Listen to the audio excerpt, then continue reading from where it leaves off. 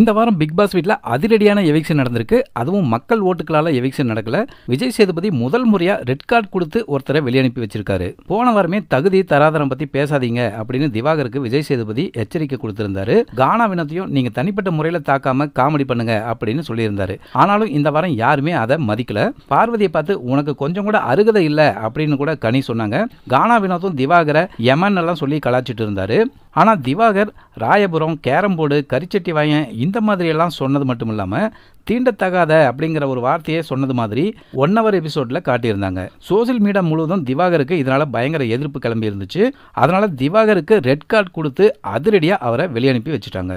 அதே மாதிரி அருகதை இல்லைன்னு சொன்னதுக்காக கனிக்கும் ரெட் கார்டு கொடுத்ததா சொல்றாங்க. ஆனா அது எந்த அளவுக்கு உண்மைன்னு தெரியல. இந்த வாரம் கனி வெளியேறினதாகவும் சொல்றாங்க. அது என்னன்னு அடுத்த வீடியோல பார்க்கலாம். திவாகர் ரெட் கார்டு வாங்கி வெளியேறினது பத்தி நீங்க என்ன நினைக்கிறீங்க? இது அவருக்கு தேவையானது தானா? உங்க கருத்தை கமெண்ட் பண்ணுங்க.